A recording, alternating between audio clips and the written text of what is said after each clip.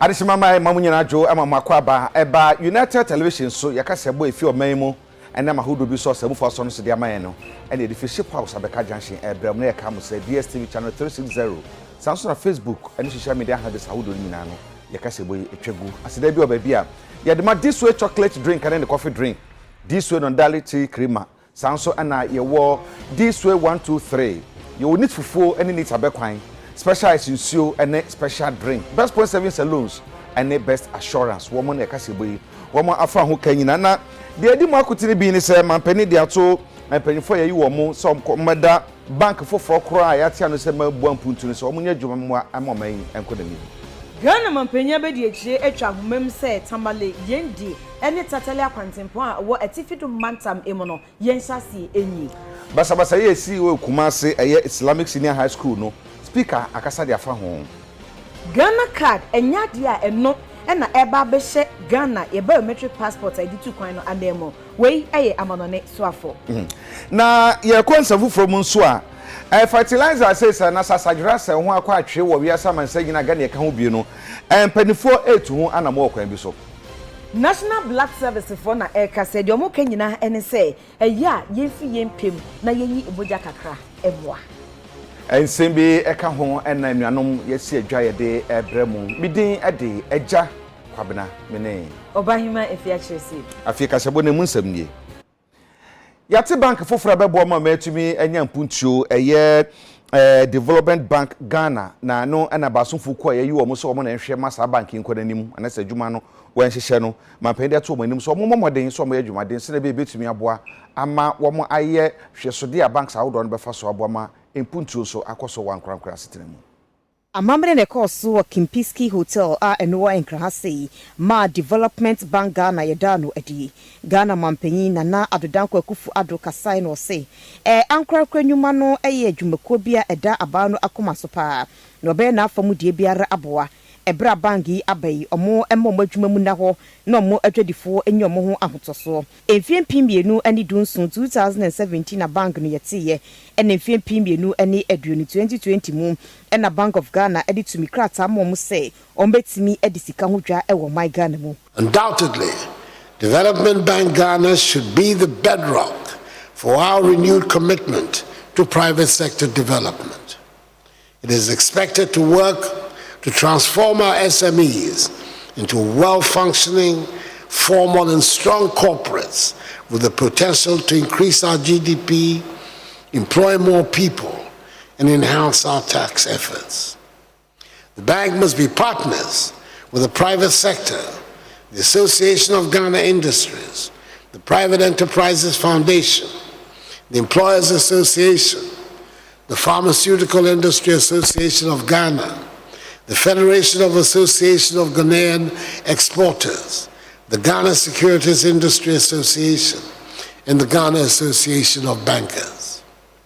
The bank must work with them to provide access to long-term funds, access to markets both domestic and foreign, and skills developments. Development Bank Ghana will support all banks in the economy to have access to long-term funds, including the National Investment Bank and the Agricultural Development Bank and the Ghana Exim Bank. It will also support private equity funds and other capital market firms to have access to our bond market and facilitate equity financing for SMEs. Ora kendofo wi ata yo maisa na hene okasa de tudwa echeche nsemu kwan fa so a omuri tumi krata e ma bank no. DBG will focus predominantly on economic transformation, in particular industrialization, value addition, agriculture. It will also support businesses in technology, tourism, and high-value services. The aim will be to assist the financial ecosystem to focus on SMEs and relatively large Ghanaian corporates and create our own Ghanaian multinationals in these sectors to help transform our economy and create jobs. Development banks have been powerful instruments in economic transformation and growth in several countries. On the other hand, there are many countries where development banks have failed to live up to expectations. In setting up DBG, We looked at all these experiences, including our experiences in Ghana, and it is clear to us that the big differentiator for success is the governance of the institutions and the professionalism with which they are run. Bank of Ghana Governor Dr. Ernest Addison also kasadi to just say the Kwabena Development Bank Ghana ebabeye ejuma. I wish to reiterate that the Bank of Ghana will hold DVG to the same regulatory and supervisory standards that it holds banks and SDIs, while at the same time maintaining oversight of the participating financial institutions that the DVG will be working with. The bank will strive to work in close partnership with DVG to achieve this. First, in helping to safeguard and protect DVG governance structures, and second, in working to create the right enabling environment for both DVG and its partners.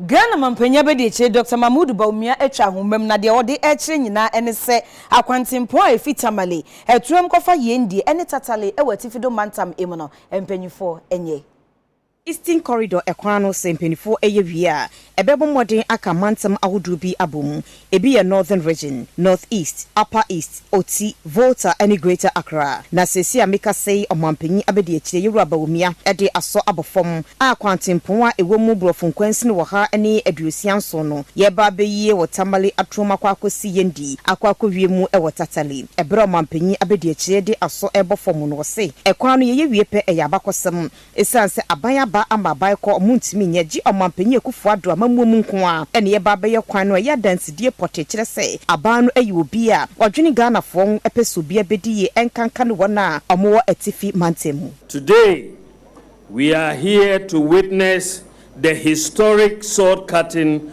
for the construction of the Tatale Yendi Tamale Road, which forms part of the Eastern Corridor roads which links Tema, Asikuma, Hohoi, Bimbila, Yendi, Gushegu, Bintiri, Bunkurugu, Garu, Boku, and Pulmankom. I must say that in the history of the Fourth Republic, and probably our history since independence, no government has attempted to do the Yendi to Tatale road by tarring it. No government. This has been a dream for our people. In the last 5 years, as opposed to the lip service that we have seen from the previous NDC government on the Eastern Corridor roads, the government of Nana Addo Dankwa Akufo-Addo has commenced, in some cases completed, a substantial amount of work on the Eastern Corridor. For example, on the Tema Akosombo stretch, MS Inzag from Germany is working on the dualization between Tema and Akyere and constructing 2 interchanges, one at Ashaiman and the other at Akyere runabout. The Isukuma Junction and Have stretch is being done by Fair Sky. The Have Hohoi stretch is under construction by Greenhouse. The Hohoi Jasikan stretch by Rolida. Jasikan Dodo Pepesu by Sinohydro, and it has been completed. Nkwanta Otida Manko stretch by MS China Jiangxi. Basa Otida Manko stretch by Fair Sky. And Oti Damanko Bimbila Yendi stretch is also ongoing. In the northern region alone, just the northern region, the construction of critical roads are busily ongoing. Some of these include the Zagzugu Nakpali, which is a 51-kilometer road and it's 60% complete. Salaga Pandai, 52 kilometers, is 50% complete. Salaga Bimbila, 71 kilometers, is 56% complete. Upgrading of the Nantong Karaga, which is 61 kilometers and 45% complete. Karaga Gushago is 24 kilometers and 30% complete. Sir Shafo Bakaya and Rabba Sabas ABC Ukumasi, Nina, is Islamic Senior High School or Nation for Chese. Ekwan de school ni nchen no eye ramps bi ani ho nti eye na casta bon crofo pa mu teacher ni bi kura so eka obi nti ye kire ni mu no enom ni police fo enya kasakasa kakra ma tear gas bi ekopiepie mu na no speaker of parliament eda to judge say bambo nyumeku ahodo ni nyina defense ministry ene won aka no ene IGP ni school fo na prepare ni enhia se na be ya abotoyem ebetumi aba. Mr. Speaker, the worrying is the increasing police brutality against ordinary citizens in our country. Mr. Speaker, you will recall that very recently we had the incident in Idra. We've seen what happened in Nkuranza. We even saw some few years back what happened at Ayawaso West Wagon by-election. Mr. Speaker, the worrying thing in the case of the Asante region is that the Idra incident just happened and there was a commission of inquiry. The report implementation, Mr. Speaker, has been very poor, and you see this happening again in the same region. Mr. Speaker, yes, the IGP has taken some steps. We are told that the IGP has removed the 2 IC, that the second in command at the region, and 2 other police officers have been interdicted. But Mr. Speaker, this is not enough. I think it's also important for us to commend the IGP. If you have followed event commentaries in the media and how swift the IGP and his men moved to the scene, it's something that is commendable. I mean, we live in this country and these things don't normally happen the way it's happening. So it's commendable. Again, the IGP has gone ahead to interdict, if I'm using the rightful words, interdict some of his officials. That's also a very commendable effort. However, I'm not too sure, Speaker, because the IGP has issued some orders that investigation should be conducted into this matter. I'm not sure if Parliament, same time, should also begin another investigation on a different hand. Then it will mean that there are 2 concurrent investigations which will be conducted at the same time. So we may have to be guided, and Speaker, we will need your guidance in these matters. If indeed, as my colleague is calling, if we should refer this matter to, I can see that there's already a referral, which is quite similar to this, but the 2 matters are significantly different. So I don't know if this should also, in the same spirit, be referred to the committee that is already working and having some work in progress. Just a few days ago, I did make references to the Committee on Defense and Interior about the brutalities that are being meted to ordinary citizens by our security agencies. And I do not mince words in stating that we take those things seriously.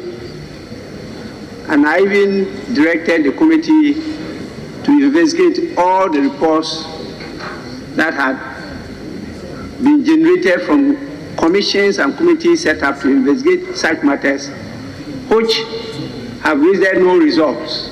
Now, another incident has happened immediately after that. And apart from what you told me, I don't have any other evidence that the police is investigating the matter. But I take leaders as very credible witnesses, and so I believe that what you said is the case. I think that our security authorities should not, in such cases, be releasing police with live bullets on such situations. But if the police is actually investigating the matter now, what we can do as a house is to immediately show concern. Visit the police, let them know that we are awaiting their report. And then after the report, we are entitled to take further action. We will also have to visit the scene, particularly to sympathize with the injured students, the head or is it a mistress, a headmistress, or a tutor of the school, see their conditions, and then come to report back to the house whilst we await the outcome of the investigation by the police. I think that will be the way to go. So I will direct the Committee on Defense and Interior to take this matter up and report to us by early next week.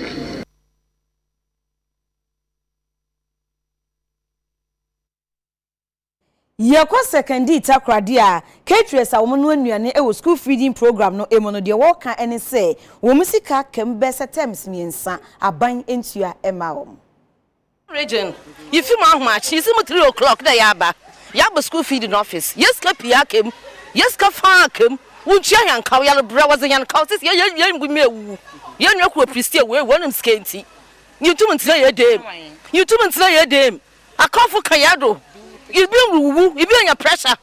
It's your Sayaba. One for yes, come here. Where to other regions? Western region, the best come from the west. You make now Western Nofi. Legendary and Tase.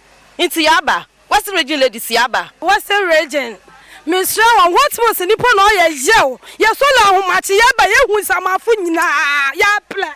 No menyem, no media. You're not to quote in Christ, Yafaka. At the chair, Yapan, yet, near Mumun in the Chiwa, yes, one another. Catch a 1 hour, wanted the woman to yes, Kamaya, and I have bread. Yes, someone Yama school. Ya everywhere who are yell. Yemi no bid that were catch one walk. What's the region? Yapon chow. One for yes, Kamaya, and Yafan Kobo Yabra, no for school feeding. Yaba. I Jane, you are papa. Obey yo. No, why ya who there? Ya bro party mu. No was what me in the Juma be ya. On ye Juman was a man, no. Yellow ba. No was a man. Yen yanum bebe we woo. We Juma you home. Ya Diane that. Ya ko shifo in there. Obu show catch so by the catch and the menu ho.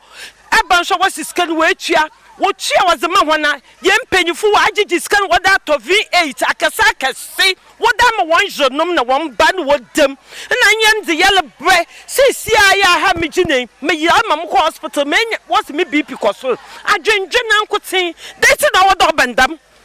That's an our dog and them, Mrs. Quashiga, that's an our dog and them.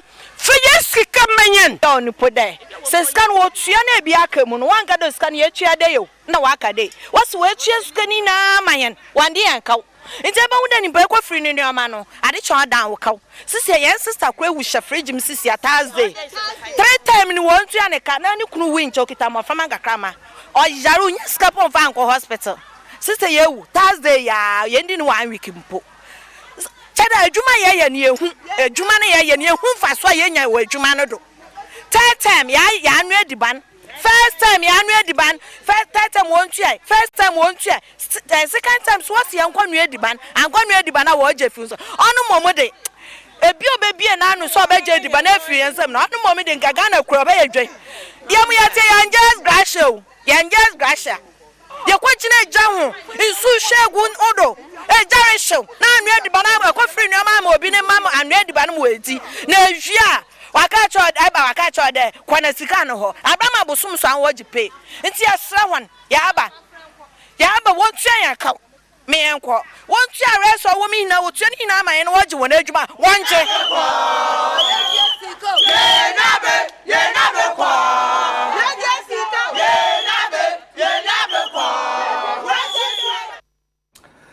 Adishimamba UTV enyumre no nsia kase bo na mohwe moma yekoto kra ye ba de aka no ye de beto aso.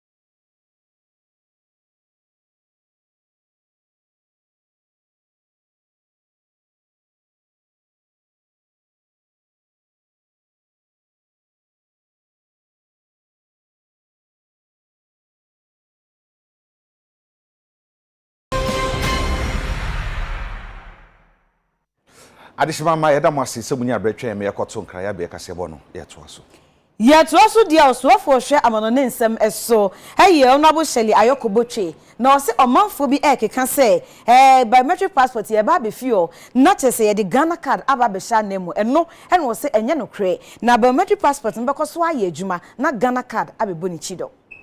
Thank you, Mr. Speaker. Mr. Speaker, in my presentation, I stated that the Ghana card has the potential to be used as an e-passport. Reason why I say that, Mr. Speaker, we belong to ECOWAS, which is a bloc, an economic community. All the 15 countries within ECOWAS are mandated to issue national identity cards, which will double as ECOWAS cards.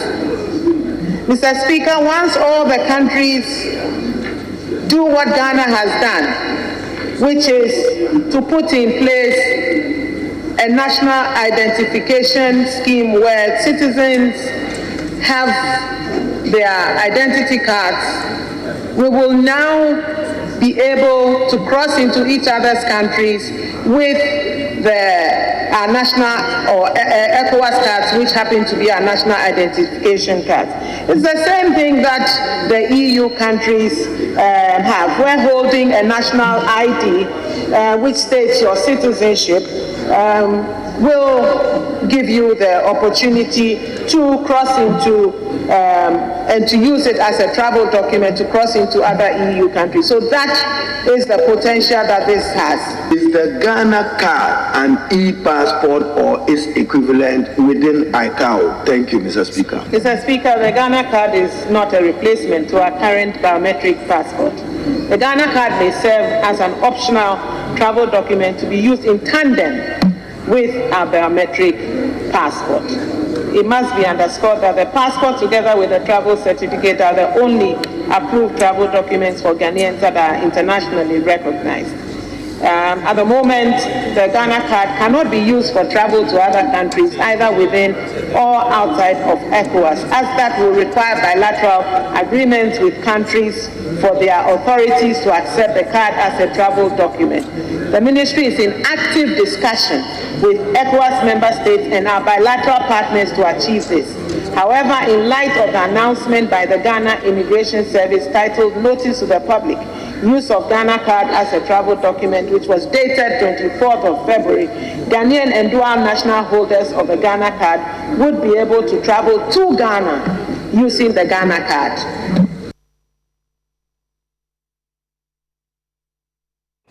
Penia wono ana oda National Health Authority ano aye yewura Dr. Bernard Okuboy e de to Ghana fo nyinanim se aye health insurance card no Ghana fo bia mom de san sa betumi aka bi na wo bi na se wonso a kone ko renew se na be betumi aboa na se ho kododo wa onya yarehwe nti be bi san hira won nsem e na yesre no so se onfa omom ti na asase so ayen kran kasa na ya insurance no omom renew omom card na omom nye active because wo hwe Ghana nyina say ye ranking na e kran ye di last by 2 and last by 3 just say ye one kran no bebre no omom nye active e won insurance so nti e be sre no so omboa yen ahimfo omom hia pa say ahimfo di omom jim so omom boa Ghana fo bebre omeye insurance ni bi coupon don say wo hia so akosa line ansa na wa renew card say wo call phone so a *929# o dial pe e be kire o be ti renew card using mobile money and do 10 cities about 7 cities now card demo afibo enti enu ye information be so obi ansanka o de enu tu nchen a ena ye kasai health insurance ye pese ye bibia mo no enye digital eya ye manual no doors manual chese nipa na ehwehwe krata mo enu eche but say abefo ye timi di technology etimi ye na ayentem ye enu a ebema say sa charges na we hospitals co-payment to away na eba form ena medical kasa no ntu no nyakopadom medicines list ebo ayetua nduro no ya maso 30% enti say start apply from next month ekono ebema ndro no bebre no ukọ hospital nsa beka empem bebre no na omo hwe hospital no so say sika ye tua won ndro bo na ye agya to ma ye tua no eswa enti na health insurance board no any management ya tenasi ama ya tu bo no so na ya tu so no ntin chese omo di ndro no ma omo kita card na sika kapra e betua no se e wosoro enti enu bebo ama se ndro no bebre akwa e beka se bi ni ho kwa abonti koto no nyakopa ndom se saa ade no ebeba fom se ndro no bebre no omo nsa beka na de oman Ghana betimi aye abeboa yen we de sebi health minister me former boss eno e was in free cabinet suro mi so ma drink kakra me kire my obi asebi my health kakra ni say e betimi aso man anya fund kakra bi no a health fund say obi hu kire no na onya ye bi na any insurance so a nipa no timi kiro ebi obetro afa ebi ani district MC ana because microbia kro crash wo ho na ono afọwadi di aba saa fund no na yakaso asimasi ni medical report say ebi wanya kidney aye okoyo operation 1 billion nanso saa sika no onni bi ye vetina ye hu say ampa na saa fund na yi bia yeden ama no saa fund no so enye ni nyina na be free aban ebi aban di kakra tumu a ebi ono ochina na ya fe private sector so that saa nipa na okọ stress kan wo circle no ongo gina circle obeba ebi a fund managers no wo no na yatua enu so ye fa hye unsem se kolebu a ye ma kolebu se asimasi onye operation hwe no yes apesa na ma no ebe brasi because na ye ka say otumi nyo ebi mu de aye sebi de aye adwuma wa fa akwara bi oyari odi echi wa hwe na wasi dan kra wo mu akwara no so operation no onye.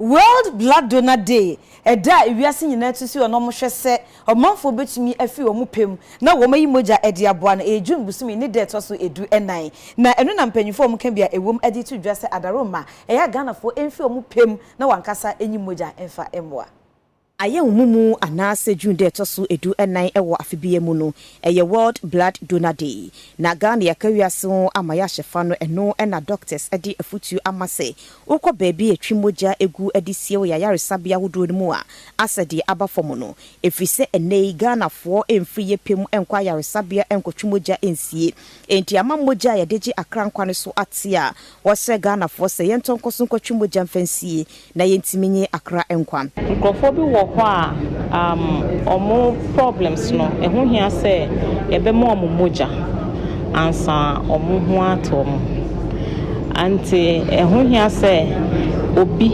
beyi ansa obi enya because you can manufacture blood. Okay, and we stress on the voluntary donations because moja no was say it should be in the hospital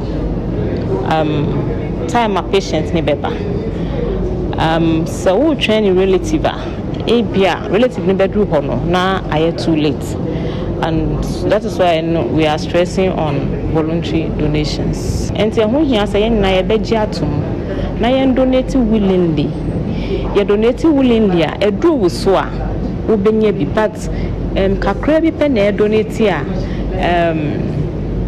edu the next person so na we nye bia na ase she's not happy. DCOP Lydia Donko wano na ye General Director ewo Police Professional Standards eni empenifo bi ko dwumedie no ase no ekasa srese yenyi mojansi esanse moja eyenkwa. A very important exercise because unim eda obehia moja or blood in colahia moja, anemia, malaria, just as they said in kofukoyo operation amuhia moja. So National Blood Service no is encouraging a lot of people say donate blood with the eduane papa where you exercise we a lot of liquids, your blood is replenished into no message and say everybody should come out and donate blood. Giving blood is an act of solidarity. Kabum mujama nyeni pa ba ko ejuma. No betimi aya, obetimi aboa ema blood banks no. Ya stock blood banks no. A lot of times omo a nkofo omo ma moja no. Omo realize omo jinse omo ba be ji obi nkwa. Nso omo realize omo ma ye no. Omo kura nya hu faso chi ni pa krompo a omo aye. So wo ma moja na wo dwen wo se me ma de na menya. Eni de emboa. But wo ma voluntarily wo di wa kuma ma. One kasa like omo kano improves your blood level. Now, woman mojana within 24-48 hours, mojana or the umay no pufoba. Wasaji media kuria ena ura idwe donko or ye technical lab officer our Rich Hospital and afi abeta lab no she regional lab scientist and so akase dia fa ho. And blood donor day, but blood donation no akofom because COVID no buy no restrictions kakranti nya intimi nko for mobile outreach. And now omo anom eso omo be replace ma omo relatives no so eno so ekofom. Nti restrictions no eba from kakana fi na e page ni mu kakra. But still numbers no enkoso with a friend of mobile no enkoso e. Nti yes amount for any a friend saying corporate organization say committee me aba no ma be boya what is ye say ye be convince ye nwan o ma be twimoja na ya na difficulties wo but moja no twa ye dey call hospital ye mfa nko say bi baby a hospital na dey ba na wo twimoja nso ye ma wo something like an identification so wo dey be ba na ade adan say bi a wa twimoja ma Ridge Hospital watch moja ma 37 Kolebu bibi a ye be discard nti ye hye donors ne ye pese muti ase say ansa na ye betwe moja no ye hye wa pomudi nti ye hye moja dodo a wo mu endorse a obi ntwe bi mfi mu ye nyama nkitinkitin a ye be hye say moja na wo betwe no dachi enko fa oha bia ma ya bibia be koso boko ama yare bia mba mu ma nti enu ni ade a ye pese ye ka kire amanfo nyina say aye World Blood Donation Day no mumbra na mumbetwe moja na mumfamboa Ridge Hospital ebeboa wunua bi minso ebeboa menua bi.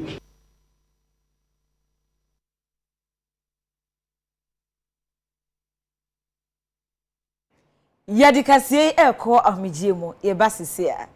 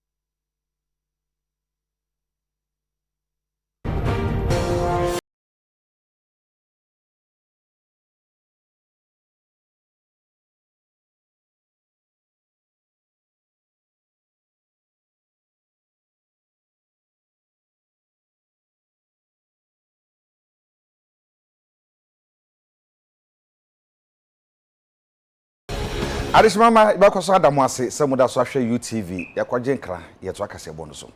General Secretary ma NDC amanyoko no Johnson Asiedu nketia na wode to aban nanim se sikasemu ahokyere ai da Ghana for so no won hwa e no wanfa nkɔhye Ukraine ene Russia ntokwa. Manu jira no enyina ye. Oka ya se COVID every or ya se ntokwa ewo wiem ewo Ukraine. Mumisa o mo se Asiedu nkatia ba ha.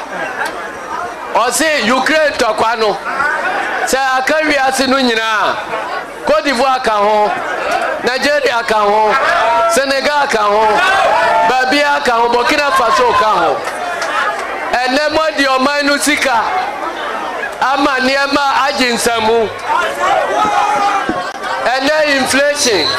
Akaka krana duru 30%. Monko bisa omo se Côte d'Ivoire eni asi happy. Côte d'Ivoire inflation ya 4%. Senegal inflation aya 7%. Nigeria inflation ya 15%. Eti Akufo-Addo ti omanum na wa pia Ghana inflation ya 30% ya. Wa fa na fofra onfa nkose Ukraine fo abobo ano. Monka jano se Asiedu nkatia se adwaye foye ansa na ensuo eto. Ya shamubo sanji say amam belimfo aye say ya dey beto aba from branch constituency region asana ya national no. General Shobo say region ha no matter the outcome no you best stay together you be hu ya hu say nyina ya busua baako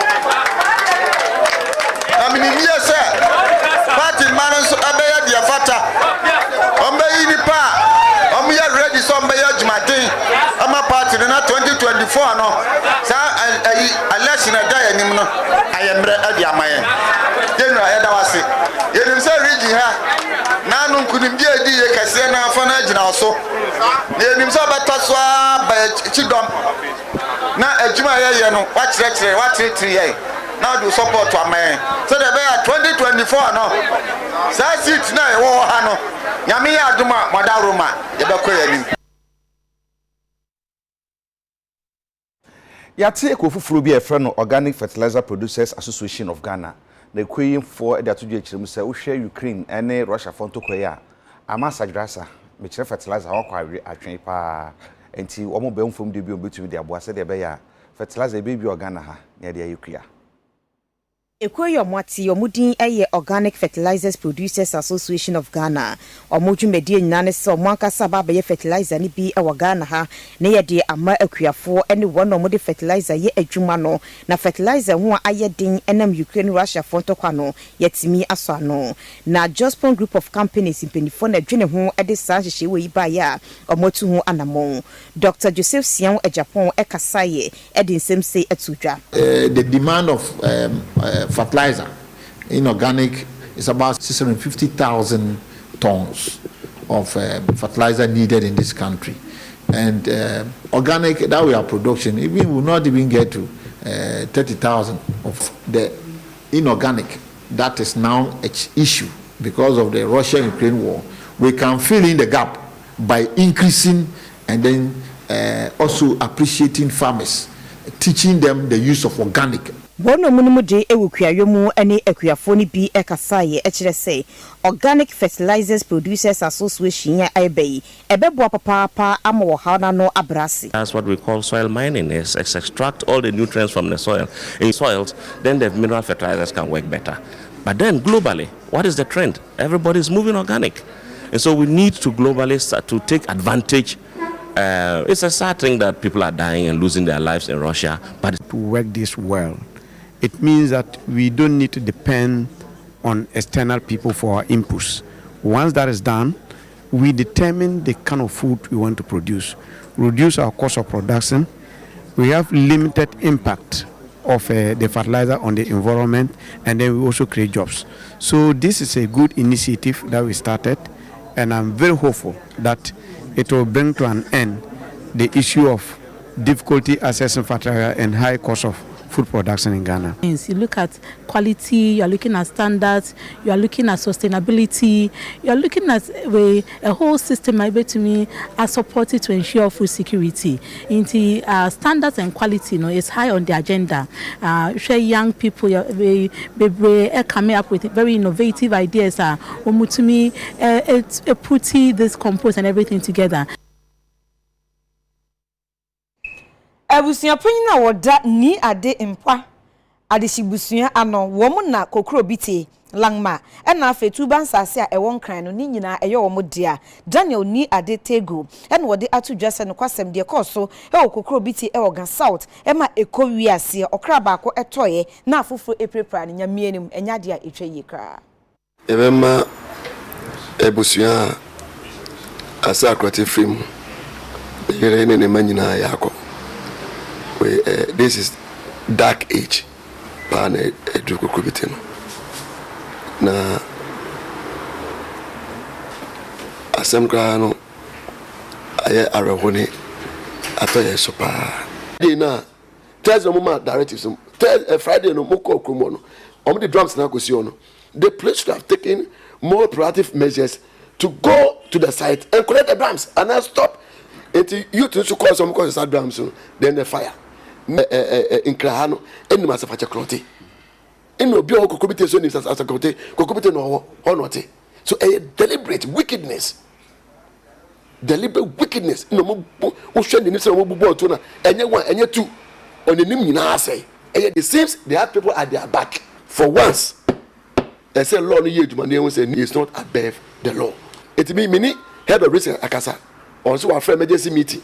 It may show the outcome how risk take issue where the witnesses were also in conform ya dey there's daylight in conform ready witnesses in no more so man show me say oba na eto no ball no ono de oya daylight on conform no yes ade no they should use that lady as a key witness no bo munyamudi. I want to see the action the police will take about this matter. We are talking about human life. We are talking about human life.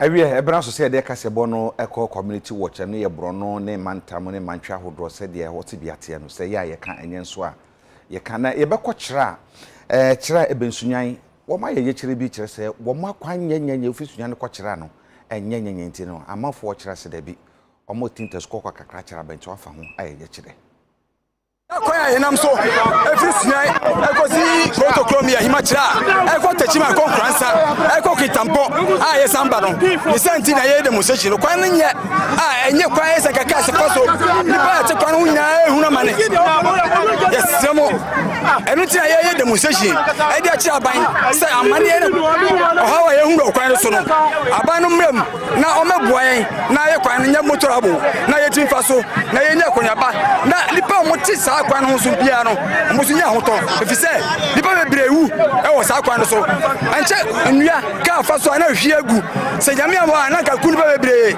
aye sa be empresa na prenan anwe kai nam so ti tezeza nam so oban nam so ni nyina obia fia ku sister chiban a yeso ko magazine o fi tajima so bedu a yeso ko magazine ama kwan so try it final so na ye fa so a ye de hwe ebusofo nyina ye de ba ko ma hwe ye ne ma ye de bi ba fo de so ma urade afa krampo no ama mema o na kwan so nyina mema sem essay yo sa kwa we o fa so ko na ba e ye ha webre na ni pano so he so be ban so ayi so double sika no nso a ntimi ndakuru eti ama futuro ne potho so ama forecast sese enti ase wonko eti esra ban omo modern pa me ye kwan ne mai ya munyai azan ya munyai atrono ya munyai nada na omai no bere dodo yenti ameto nyum no se ehwe o man ti asemai Ghana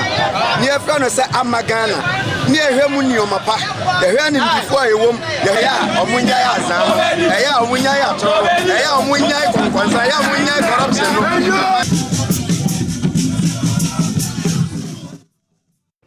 Omanfo Mokojo Ashon ewo Onyansana electoral area ewo Gan West amasaman abaton pesia eso no kwasem ni so omo bridge bi ewo enye kra ama wo makone abedie na ayeden edi ama wo aye Kojo Ashon problem kakra ye face wa ha ne se ya kwan enye bridge da so ye so nyina asai so de ka e ba kra na ya ayam hyehye enka kasa okita mmofra de omu twem no omuso daddy ye ntwem ye timi ntwem because ajo fire na kata yani tini ni ahombrasiem ya company chair assemblyman o ha se omuma empanifo ntu wana mo no mbepenhwe man because yetimi masa se ka e ba aje ye peja bridge no nya de boto so we ye pepeja de dade ni abo hyesase ansa na yetimi etwem because mi wa po mi go fire de takra po we ri kra na musi mi se bridge no na se na aye huhunu e mi go fire de takra fire de kwa na ye we ri na order because omkwa boy that verse na you go rent the creator and why be ready here enti me ka prefer say ombo boy na ombo bridge man nti say aye hu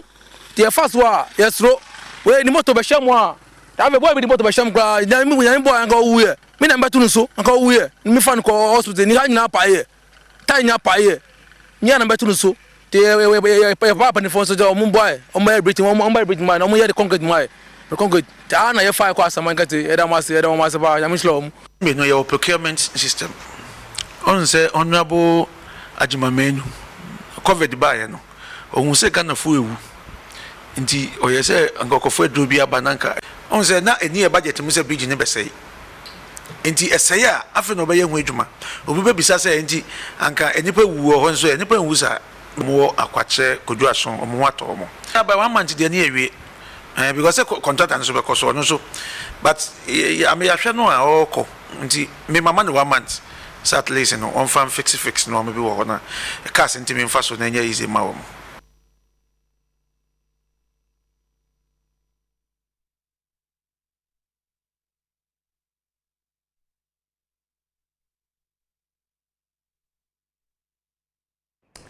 awi adeshimama ha na breba ma kwan de kasebo ni nyina asi na ansa na enim bedi nkra no aboafo ebo ayen me de kasebo bo mo special essence na fediso chocolate drink oyima Meda Cute Cat Beauty Parlor ase wo mo na yemiti ema me na se West Closet ehye me atade bidin ade Agya Kwabena mene Obahima Afia Asiedu eda mo nyina ase ama mo ne hwe